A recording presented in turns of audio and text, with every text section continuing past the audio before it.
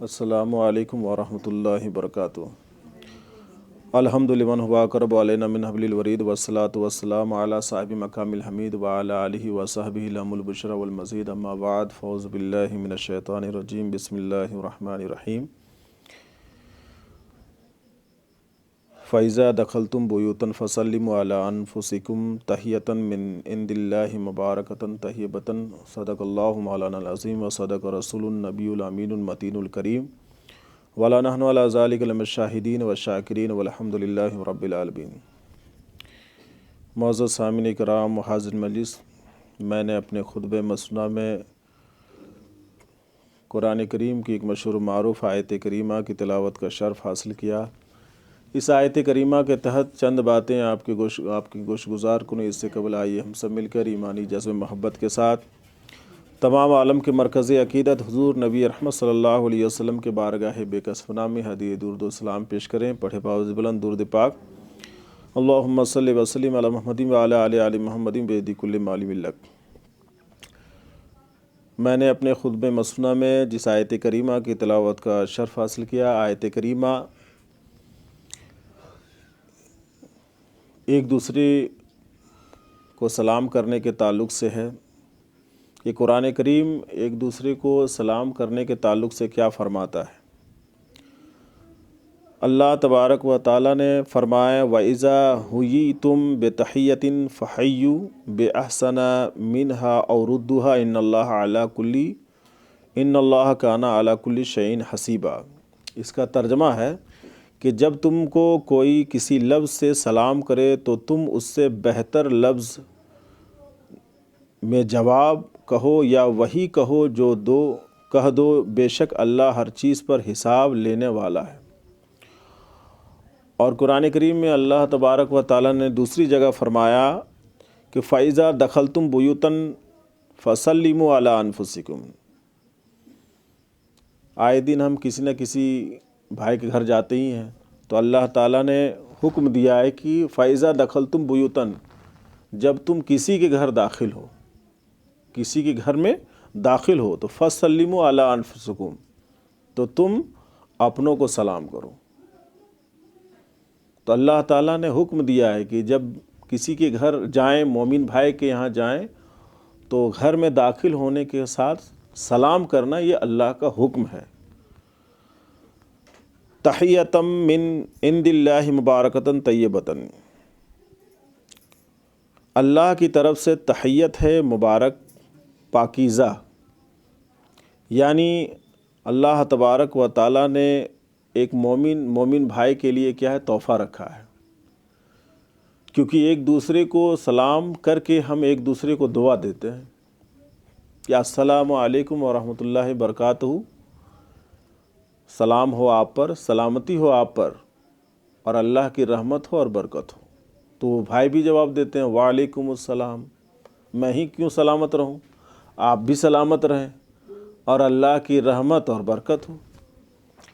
تو جس گھر میں داخل ہوتے کے ساتھ ایک مومن بھائی سے دعا ہی سے اپنی بات کی شروعات کرے، اب ظاہر سی بات ہے کہ اور بھی بہت ساری بات ہے، ان کی خیریت لینا ہے، اور بازار کے تعلق سے پوچھنا ہے، گھر بار کے تعلق سے پوچھنا ہے، اور بھی مزید خیریت لینا ہے، تو ان تمام گفتگو سے پہلے سلام ہونا چاہیے، یعنی ایک دوسرے کو آپ سلامتی کی دعا دے لیں۔ اور اللہ تعالیٰ، اللہ کے رسول صلی اللہ علیہ وسلم نے فرمایا کہ السلام قبل الکلام، کہ سلام گفتگو سے پہلے، جو بھی بات چیت ہو وہ بات چیت سے پہلے کیا ہونی چاہیے، سلام ہونی چاہیے۔ اور یہ حدیث میں بھی ہے اور قرآن میں بھی ہے،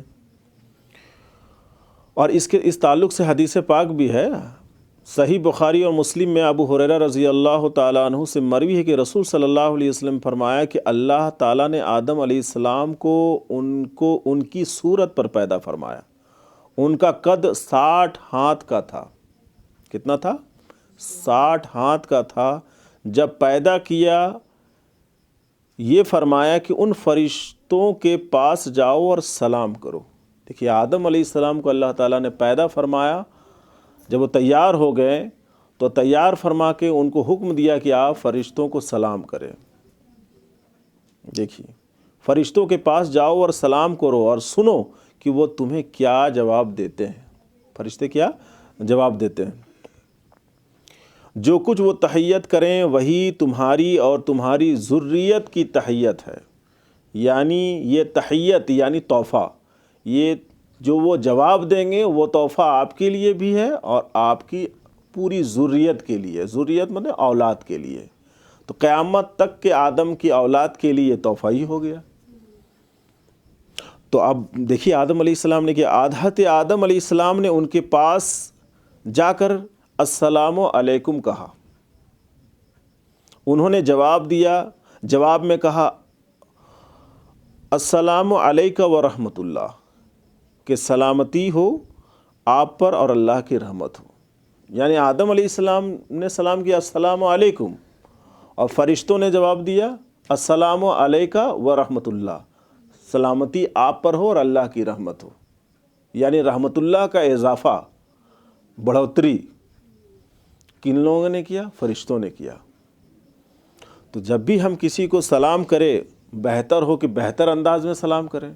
السلام علیکم کہہ دیے تو آدم علیہ السلام کی سنت، اور وہ رحمت اللہ بڑھا دیے تو یہ فرشتوں کا طریقہ۔ تو بہتر ہوگا کہ ہم بہتر انداز میں سلام کریں، السلام علیکم ورحمۃ اللہ وبرکاتہ، اور اللہ تعالیٰ اس کی نیکیوں میں بھی اضافہ فرما دیتا ہے۔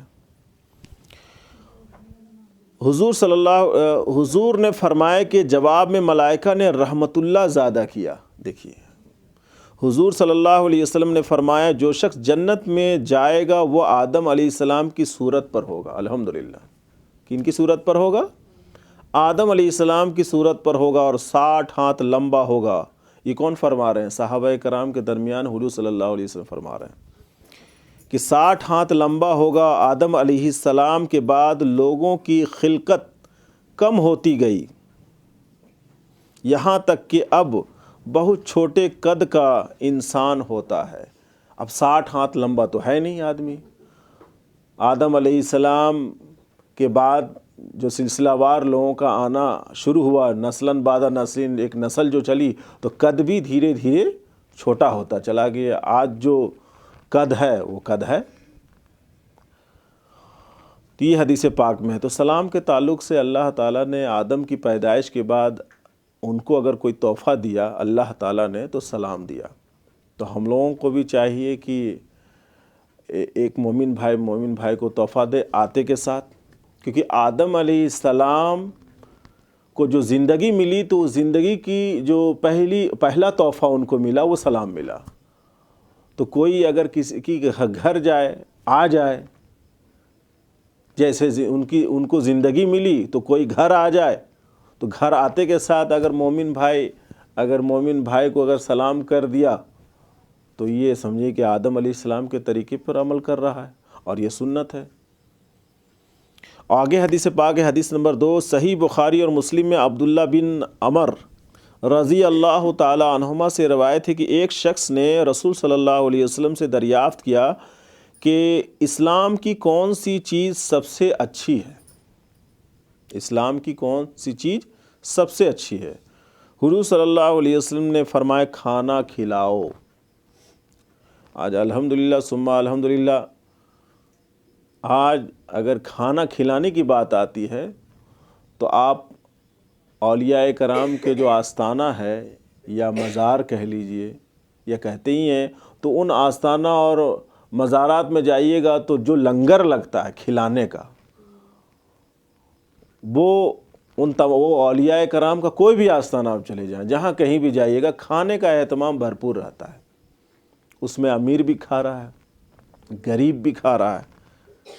تو بتائیے وہ اولیاء کرام نے اپنی زندگی میں اس حدیث پر کس قدر عمل کیا انہوں نے، کہ ان کے انتقال پردہ کرنے کے بعد بھی ان کے ماننے والے کھلانے کا معاملہ، لنگر کا معاملہ رکھے ہوئے ہیں۔ اور یہ کیا ہے؟ وہ کیا سوال کیے حضور صلی اللہ علیہ وسلم، اسلام کی کون سی چیز سب سے اچھی ہے؟ سب سے اچھی کھانا کھلانا۔ دیکھیے کھانا کھلائیں، کیونکہ بھوکا انسان نہ نماز میں اس کو خشوع خضوع ہو سکتی ہے، بھوکا انسان نہ صفا مروہ میں ٹھیک سے دوڑ سکتا ہے حج کے موقع سے، پیٹ تو بھرنا ضروری ہے، اور پیٹ بھرا رہتا ہے یعنی کھانا آدمی کھاتا ہے پیٹ بھرنے کے لیے نہیں، بھوک بھگانے کے لیے، بھوک مٹانے کے لیے۔ اس کے بعد مصلی میں کھڑا ہو تو اس کو ایک خشوع خضوع ہوگی۔ اور یہ بات مسئلے میں بھی ہے کہ اگر اس کی طبیعت اتنی بوجھل ہو رہی ہے، دشواری کا سامنا کرنا پڑ رہا ہے، اب بھوک سے نڈھال ہے وہ، اور مصلی میں کھڑا ہو کر نماز پڑھے اور یہ کیفیت ہے، تو بہتر ہے کہ کچھ کھا لے اور کھا کر کے نماز شروع کرے۔ تو اسلام کی سب سے اچھی چیز کیا ہے؟ حضور صلی اللہ علیہ وسلم فرمائے کھانا کھلاؤ اور جس کو پہچانتے ہو اور نہیں پہچانتے ہو سب کو سلام کرو۔ یعنی وہ مومن بھائی کو آپ پہچان رہے ہو یا نہیں پہچان رہے ہو، مسلمان اگر ہے تو اس کو سلام کرنا ہے۔ تو پہلے کھانا کھلانا ہے اور اس کے بعد پہچان رہے ہیں یا نہیں پہچان رہے ہیں ان کو سلام کرنا ہے۔ ہاں، اگر کوئی غیر مسلم کو سلام تو کرنا نہیں، اگر وہ سلام کر بیٹھے غیر مسلم بھائی تو ان کو کہنا ہے جواب میں وعلیکم علی من اتبع الہدی، اور اگر یہ نہیں یاد رہے تو صرف کہے وعلیکم، اتنے ہی کہا گیا۔ مسئلے میں ہے کہ کوئی اگر سلام کر بیٹھے تو وعلیکم کہنا ہے، اور ایک ہے کہ وعلیکم علی من اتبع الہدی، یعنی اللہ تعالیٰ اسے ہدایت دے کہ وہ راہ راست پر آ جائے اور ایمان جیسی دولت سے وہ بھی سرفراز ہو جائے۔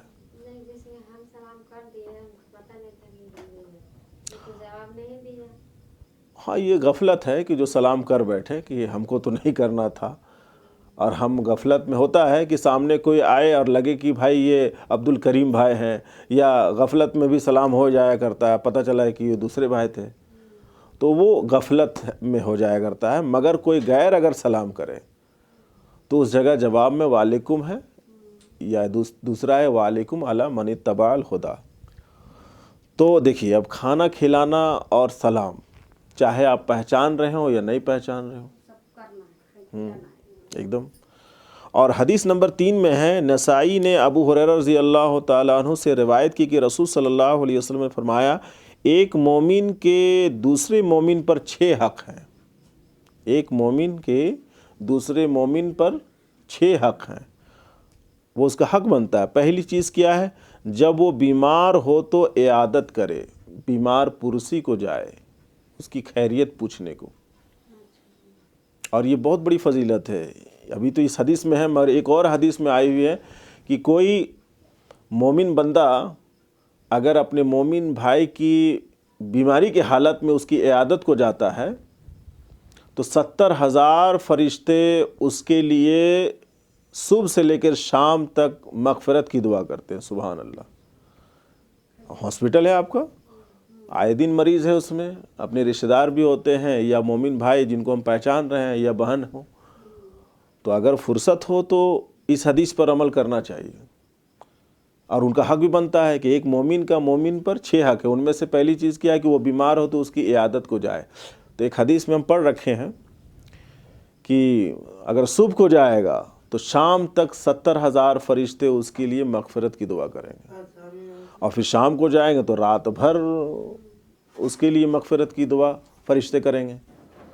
تو بتائیے، یہ ایک مومن بھائی کی بیمار پرسی کو گیا ہے تو 70,000 فرشتوں کو ڈیوٹی مل رہی ہے، نوکری مل رہی ہے، اور وہ نوکری اور ڈیوٹی کون دے رہا ہے؟ انسان تو دے رہا ہے۔ اگر وہ جائے گا تو ان کو ڈیوٹی مل جائے گی، میرے اس بندے کے حق میں تم لوگ مغفرت کی دعا کرو، اور ایک نہیں، 2 نہیں، 70,000 فرشتے۔ تو انسان کا کتنا بڑا مقام ہے کہ وہ اپنے ایک عمل سے فرشتوں کو کام میں لگا دیتا ہے، وہ بھی اپنے لیے۔ ابھی آپ کنہیں کو آپ بہت مشکل سے کوئی ملتے ہیں کہ آپ درست رہیں، آپ بہتر رہیں، اچھا ایک دوسرے کے پرتی سوچنے والا بہت کم ملتا ہے۔ تو ہم کیوں نہ ایسا عمل کریں جس سے فرشتے ہی ہماری خیریت چاہیں، خیر چاہیں، بھلائی چاہیں، وہ بھی مغفرت کی دعا کریں۔ کوئی تو کسی کے لیے دعا کرتا ہے نہیں کرتا ہے، یہ کشمکش والی بات ہے، مگر مریض کو دیکھنے گیا ہے صبح تو 70,000 فرشتے اس شخص کے لیے مغفرت کی دعا کر رہے ہیں، اللہ اس کو بخش دے۔ ہاں وہ سب آ گئے، مومن میں بوڑھا بھی آ گیا، بڑا بھی آ گیا، بچہ بھی آ گیا۔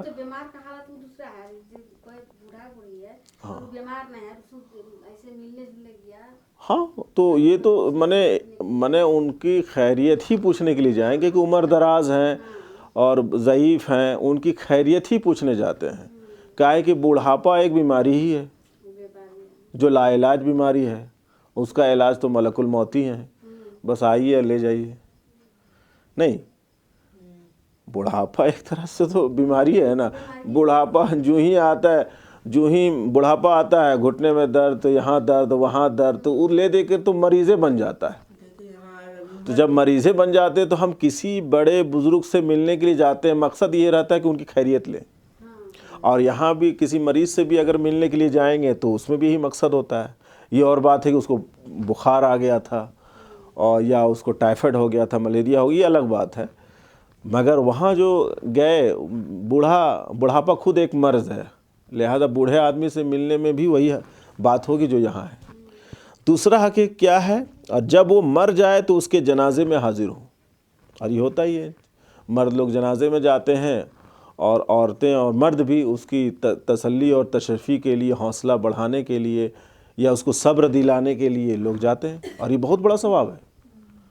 آدمی خوشی میں بلانے پر جائے مگر غم میں بغیر بلائے جائے، اور کسی کو صبر دینا اور صبر کی تلقین کرنا، یہ بہت بڑا مقام ہے اس کا، اور اس چیز کو ہم لوگ انتظار نہ کریں کہ وہ ہم کو بلائے گا تو جائیں گے، بلکہ بغیر بلائے غم میں شریک ہونا ہے، خوشی میں بلانے پر۔ یہ دوسرا حق ہے۔ تیسرا کیا ہے؟ جب وہ بلائے تو اجازت کرے، جب وہ بلائے تو اجازت کرے، یعنی حاضر ہو، یعنی اجازت ہی پر جانا ہے۔ مثلاً ہم گھر ہی میں کسی کے جاتے ہیں، بھائی اجازت ہے، اندر آ سکتے ہیں، تو اندر سے آواز ہے آ سکتے ہیں، اور یہ بھی ایک مومن کا مومن کے اوپر حق ہے۔ یہ ساری چیزیں ختم ہو رہی ہے، ابھی اجازت کی جگہ میں بیل آ گیا ہے، بیل بجاتے ہیں، اور پھر ایک بیل کے ساتھ ساتھ ابھی دروازے میں بھی ایک سوراخ کر دیا گیا ہے نا، اب اس میں آدمی دیکھتا ہے کہ کون ہے، تو ظاہر بات ہے یہ بھی سنت کے خلاف ہے۔ کوئی اگر کون مرد ہے یا عورت ہے، اگر کوئی عورت دیکھے یا مرد دیکھے اندر سے تو یہ بھی غیر شرعی ہے۔ دوسری بات ہے بیل۔ تو رہی بات ہے کہ طریقہ یہی ہے کہ اس سے اجازت لیں، آگے بات آئے گی اجازت کیا لے، اجازت کی بہت سارے طریقے ہیں، مثلاً اپنا نام بتا دے کہ ہم صدیقہ ہیں، آپ کون؟ اندر سے آواز آتی ہے نا، آپ کون؟ تو باہر سے آواز آتی ہے ہم، تو اندر والا بھی تو ہم ہے، اب اندر بھی ہم، باہر بھی ہم، اور اگر کھول دیا دروازہ تو ہو جائے گا غم، ارے بھیسور تھے، تو یہ ہم میں کلیئر ہوتا ہے نا، تو بھاؤ بھیسور میں تو ادب ہے نا، تو وہ ہم آواز نہیں پکڑا، دروازہ کھول دیے، شرمندگی ہو گئی، سر میں دوپٹہ نہیں تھا، تو اس سے بہتر طریقہ کیا اسلام نے بتایا کہ اجازت، مثلاً ہے کہ نام بتا دے، صدیقہ ہے، آفتاب بتا دے کہ ہاں آفتاب ہے، آفتاب ہم نہ کریں، تو یہ ہم والا معاملہ چل پڑا ہے، اور یہ سمجھیے کہ اس سنت کے خلاف ہے، اور جو سنت کے خلاف ہے وہی بدعت ہے، کیونکہ بدعت کہتے ہی ہیں کہ جو سنت سے ٹکرا جائے، سنت سے جو ٹکرایا وہ بدعت، اور جو سنت کے مطابق ہے وہ سنت ہے، اور سنت میں برکت ہے، اور الحمدللہ برکت ہے، اجازت دے دی۔ اور ایک طریقہ کیا ہے کہ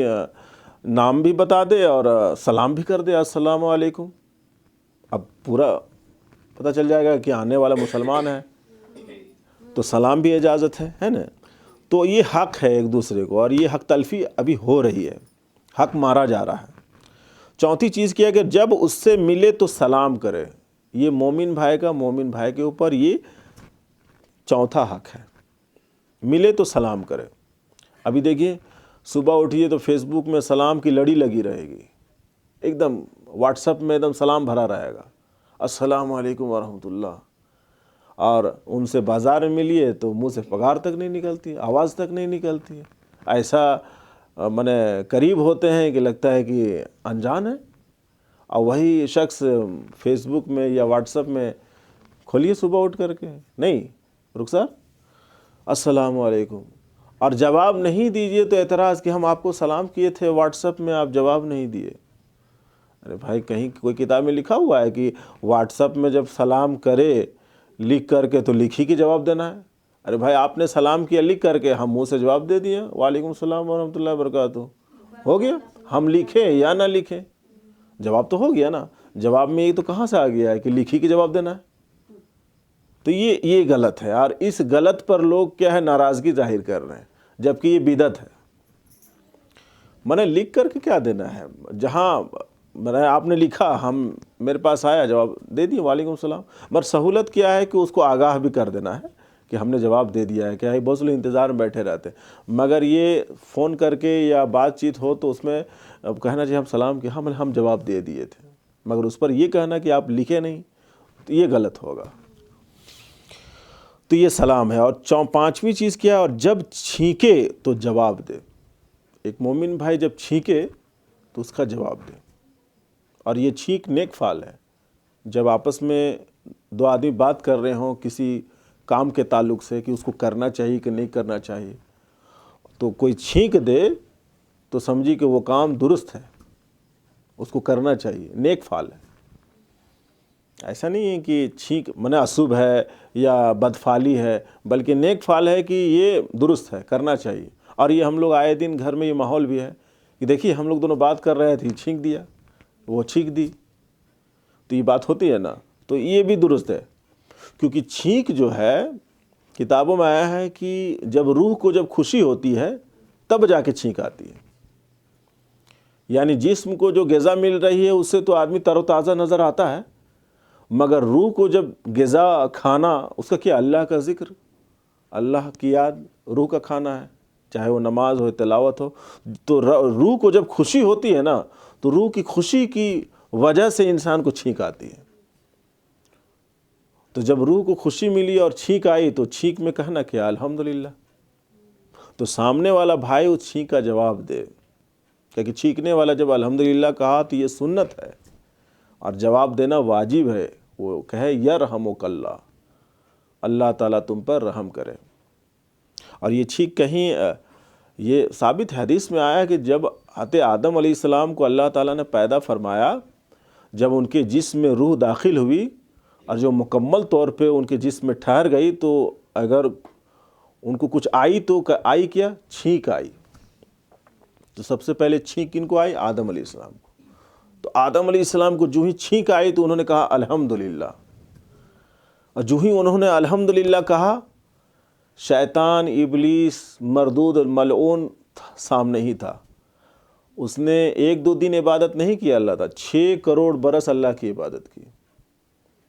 تو 6 کروڑ برس جو اس نے عبادت کی، تو بغیر کلمہ کے، بغیر آیت کے وہ تو عبادت نہیں کیا ہوگا، مگر جو ہی آدم علیہ السلام اپنے چھینک آنے پر جو ہی الحمدللہ کہے، تو اتنا وزن دار تھا یہ الحمدللہ کہ اس کا 6 کروڑ برس کی عبادت نیچے ہو گئی، اور ان کا صرف الحمدللہ کہنے سے اتنا ثواب اللہ تعالیٰ نے دے دیا کہ اس کے 6 کروڑ برس میں وہ اوپر ہو گئے، اس کی عبادت تر ہو گئی 6 کروڑ برس کی، اور صرف الحمدللہ کہنے کی وجہ سے ان کی جو نیکی تھی اوپر ہو گئی۔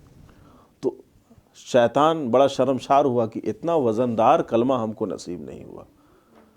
تو الحمدللہ ایک ایسا کلمہ ہے، ایک قرآن کی ایسی آیت ہے کہ 6 کروڑ برس کی عبادت پر بھاری پڑ جاتا ہے الحمدللہ۔ تو آدم علیہ السلام کو سب سے پہلے اگر ان کی زبان مبارک سے اگر کوئی کلمہ نکلا ہے تو کیا نکلا، الحمدللہ۔ اب دیکھیے قرآن شریف میں شروع بھی ہم لوگ کرتے ہیں تو کیا رہتا ہے، الحمدللہ۔ سورہ فاتحہ میں، نماز میں دیکھیے تو ہر نماز میں ہم لوگ سورہ فاتحہ پڑھتے ہیں، اور زیادہ تر کوئی سورہ اگر پڑھی جاتی ہے تو الحمدللہ ہی پڑھی جاتی ہے۔ تو جب کوئی مومن بندہ، تو انہوں نے چھینک کے موقع سے کیا کہا، الحمدللہ۔ تو اللہ تعالیٰ نے جواب دیا یرحمک اللہ، اللہ تعالیٰ تم پر رحم کرے۔ تو آدم علیہ السلام کی چھینکنے کی وجہ سے چھینکے تو الحمدللہ کہنا آدم علیہ السلام کی سنت، اور جواب اس لیے واجب ہے کیونکہ اللہ تعالیٰ نے جواب دیا یرحمک اللہ، اللہ تعالیٰ تم پر رحم کرے۔ اور آگے بھی بات ہے، کتابوں میں آیا ہے کہ پھر چھینکنے والا پھر جواب دے گا یہدیکم اللہ ویصلح بالکم، یعنی جو چھینکے وہ الحمدللہ کہے، سامنے والے پر واجب ہے کہ وہ یرحمک اللہ کہے، پھر جو چھینکنے والا ہے وہ جواب دے یہدیکم اللہ ویصلح بالکم۔ اس کا معنی، اس کا ترجمہ ہے کہ یہدیکم اللہ، اللہ تمہیں ہدایت عطا فرمائے، ویصلح بالکم، اور تمہاری دل کی اصلاح فرمائے۔ اگر یہ یاد نہ ہو تو اس کی جگہ کہہ سکتے ہیں انا للہ و انا الیہ راجعون بھی کہہ سکتے ہیں، یہ تو سب کو یاد ہے، مصیبت کے وقت تو پڑھتے ہی ہم لوگ انا للہ و انا الیہ راجعون۔ تو یہدیکم اللہ ویصلح بالکم اگر یاد نہ ہو تو اس جگہ انا للہ و انا الیہ راجعون کہہ دیں۔ تو ایک مومن بھائی کے اوپر یہ حق ہے کہ جب چھینکے تو جواب دے۔ اب بہت سے لوگ چھینکتے ہیں، لوگ غفلت میں اس کو چھوڑ دیتے ہیں، اس لیے اس چیز میں خیال کرنا چاہیے۔ اور چھٹی چیز کیا ہے کہ حاضر و غائب اس کی خیر خواہی کرے۔ دیکھیے بہت بڑی بات ہے۔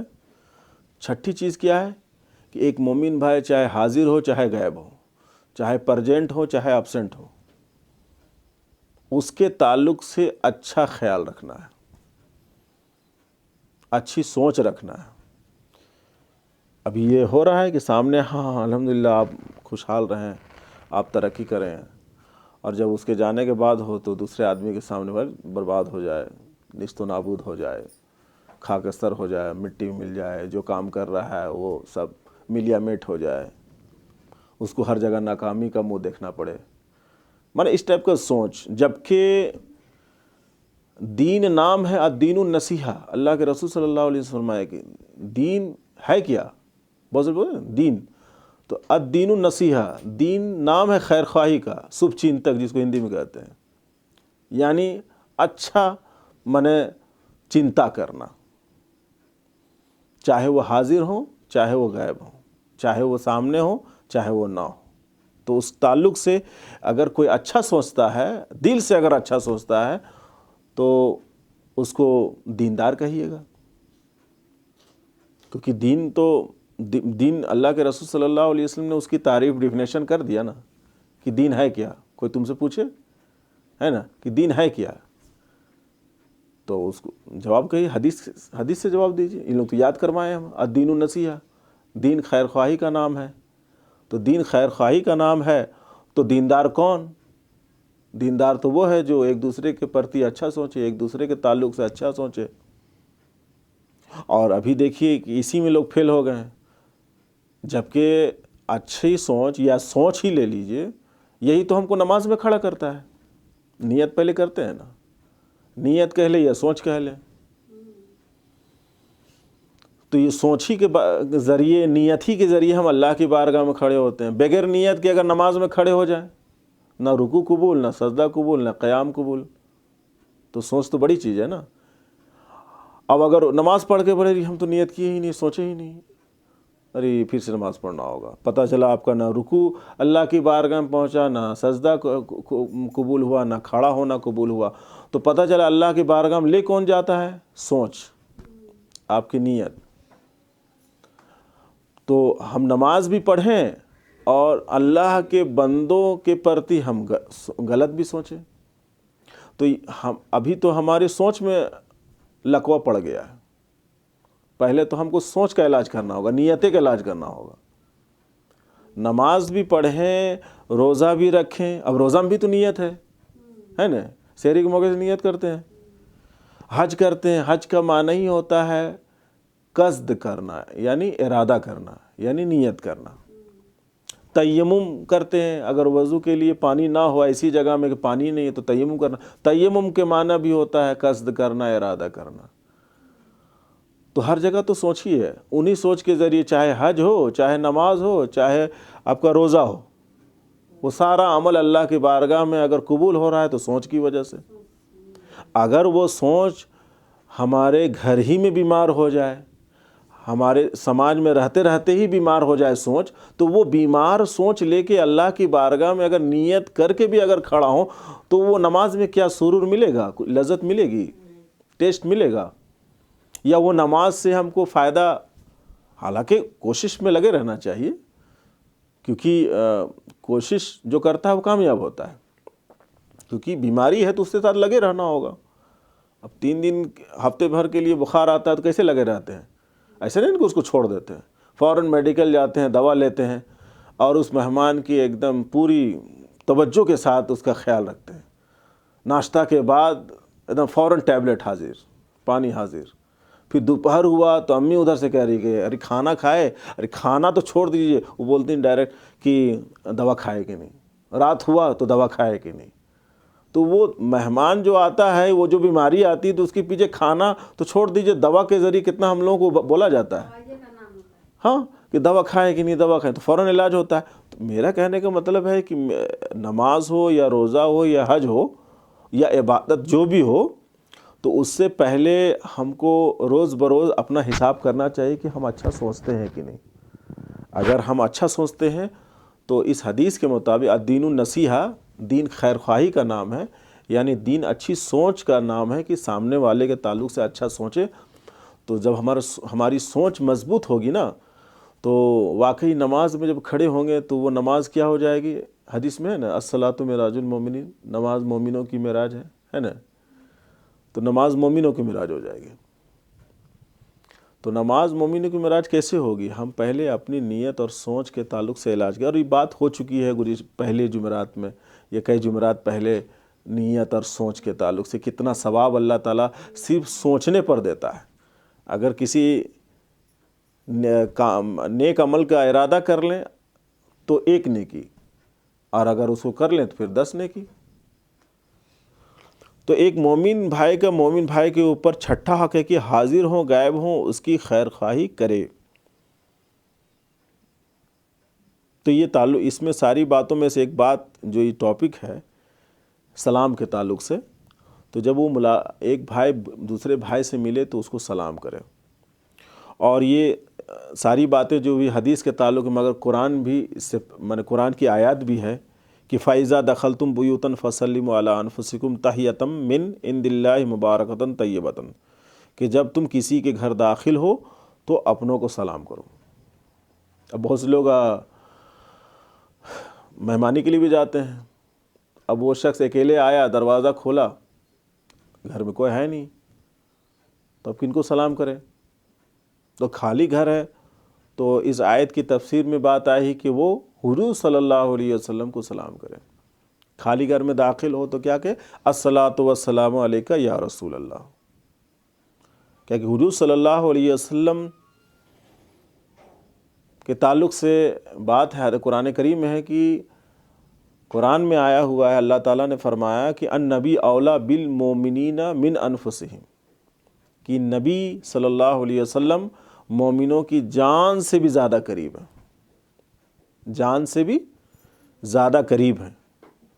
تو مومن اگر گھر میں نہیں ہے تو جان سے بھی جو زیادہ قریب ہو تو وہ کتنا قریب ہوگا، وہ ذات کتنی قریب ہوگی۔ تو ہم جس گھر میں اگر کوئی نہیں ملے تو خالی گھر میں داخل ہوں تو حضور صلی اللہ علیہ وسلم کو سلام کرنا ہے، اور اپنے لوگ مل گئے تو ان کو سلام کرنا ہے۔ اور ایک اور بات ہے کہ کوئی شخص اگر تنگ دستی میں ہے، رزق کے تعلق سے پریشان ہے، تو ایک بہت اہم وظیفہ بھی ہے کہ جب وہ گھر میں داخل ہو تو سلام کرے، اور خاموشی سے بیٹھ کر کے قل هو اللہ احد یعنی سورہ اخلاص 3 مرتبہ پڑھے، اللہ تعالیٰ اس کے رزق کو بڑھا دے گا، ہے نا، اللہ تعالیٰ اس کے رزق کو بڑھا دے گا۔ سلام کرنے کے بعد بیٹھے اور اعوذ باللہ اور بسم اللہ کے ساتھ 3 مرتبہ سورہ اخلاص پڑھ لے، اللہ تعالیٰ اس کے رزق کو بڑھا دے گا۔